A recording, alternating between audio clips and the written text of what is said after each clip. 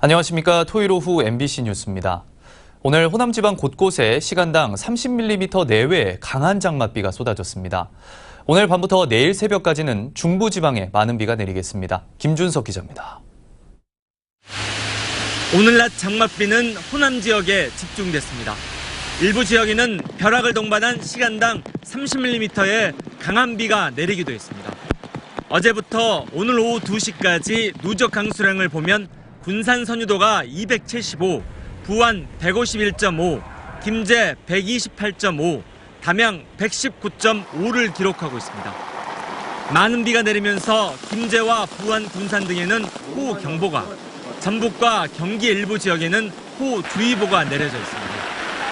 오늘 밤부터는 중부지방에 많은 비가 내리겠습니다. 예상 강수량은 수도권과 강원 영서, 전북에 50에서 100mm이며 국지적으로 매우 강한 비가 집중되는 일부 지역은 150mm 넘는 폭우가 오는 곳도 있겠습니다.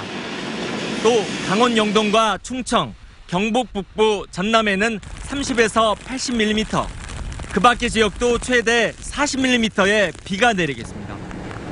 기상청은 오늘 밤부터 내일 새벽까지 중부지방을 중심으로 시간당 30mm 이상 강한 비가 오겠고 돌풍과 함께 천둥, 번개가 치는 곳도 있겠다고 예보했습니다.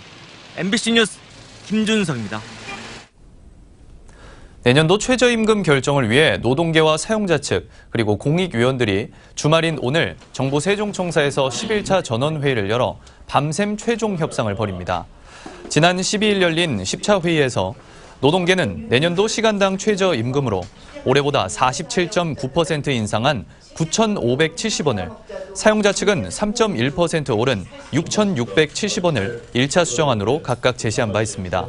공익위원들은 오늘 회의에서 노사가 제시하는 2차 수정안에서도 격차가 크게 줄어들지 않을 경우 3차 수정안을 추가로 요구할 방침이며 3차 수정안도 받아들여지지 않을 경우 자체적으로 마련한 중재안을 내놓을 계획입니다. 국민의당 제보 조작 사건을 수사 중인 검찰이 김인원 전 공명선거 추진단 부단장을 재소환했습니다. 제보가 조작됐을 가능성을 사전에 알았는지 집중적으로 조사하고 있습니다. 신재용 기자입니다. 김인원 전 부단장이 오늘 오전 피의자 신분으로 서울 남부지검에 다시 나왔습니다. 김 전 부단장은 제보가 조작된 것을 검증하지 못해 송구하다면서도 육성 파일에 SNS 대화 내용까지 공개돼 조작인 줄 몰랐다고 말했습니다. 녹취록이 조작이 되고 카톡이 조작된 사건을 한 번도 경험해보지 못했습니다. 또 제보 폭로의 최종 결정권자는 없었고 자신과 김성호 전 의원이 결정해서 발표했다고 주장했습니다. 김 전 부단장은 지난 대선을 앞두고 두 차례 기자회견에서 문재인 대통령의 아들 준용 씨의 취업 특혜 의혹을 발표했습니다. 검찰은 김 전 부단장을 상대로 이유미 씨의 증거 조작에 관여했는지 등을 중점적으로 조사 중입니다. 오후에는 구속된 이준서 전 최고위원을 다시 불러 조사하고 있습니다. 검찰은 이르면 내일 김성호 전 의원도 재소환할 것으로 보입니다.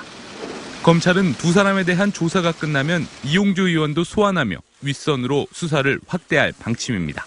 MBC 뉴스 신재용입니다.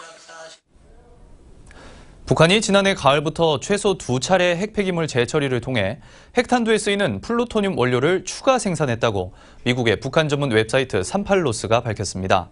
38로스는 지난해 9월부터 최근까지 북한 영변의 핵단지를 촬영한 위성 영상을 분석한 결과 핵무기 비축량을 늘리기 위한 재처리 활동이 최소 2차례 분명히 있었지만 플루토늄 생산량은 확인되지 않았다고 설명했습니다. 또 영변 핵단지의 우라늄 농축시설에서도 열을 내는 활동이 눈에 띄게 늘었지만 원심 분리기 가동의 결과인지 관리 활동 때문인지는 확실치 않다고 분석했습니다. 미국 하원이 북한의 사이버 공격을 방조하는 통신기업들을 제재하는 법안을 통과시켰습니다. 이 법안에 따르면 북한 정권이나 정권과 관련된 개인 등이 수행한 사이버 공격을 알고도 보조했거나 용이하도록 한 통신업체는 미국 국방부와의 사업이 금지됩니다. 법안을 발의한 공화당 로버트 피틴저 의원은 이번 법안이 북한의 도발을 알면서도 지원하는 중국 업체들을 단속할 하나의 방안이라며 법안이 단순하지만 북한 정책의 핵심을 타격하는 것이라고 말했습니다. 노벨상 수상자인 중국 인권운동가 류 샤오보의 시신이 오늘 오전 화장됐다고 AP통신 등이 중국 당국을 인용해 보도했습니다.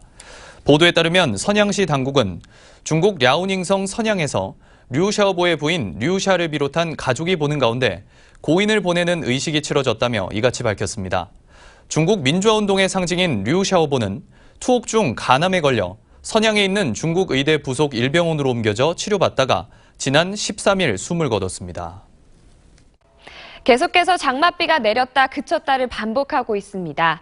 한때 전라도 지역을 중심으로 강하게 쏟아졌던 비의 세력은 많이 약해지면서 이들 지역에 내려졌던 호우특보는 모두 해제가 됐는데요. 지금은 경기 일부 지역에 다시 굵은 비가 쏟아지면서 곳곳에는 호우특보가 발효 중입니다. 내일까지 중부지방을 중심으로는 강한 비가 쏟아지겠습니다. 예상되는 비의 양은 서울과 경기, 강원 영서, 전북 지역에 최고 150mm, 강원 영동과 충청 등 그 밖의 지역에도 40mm 안팎의 비가 예상됩니다.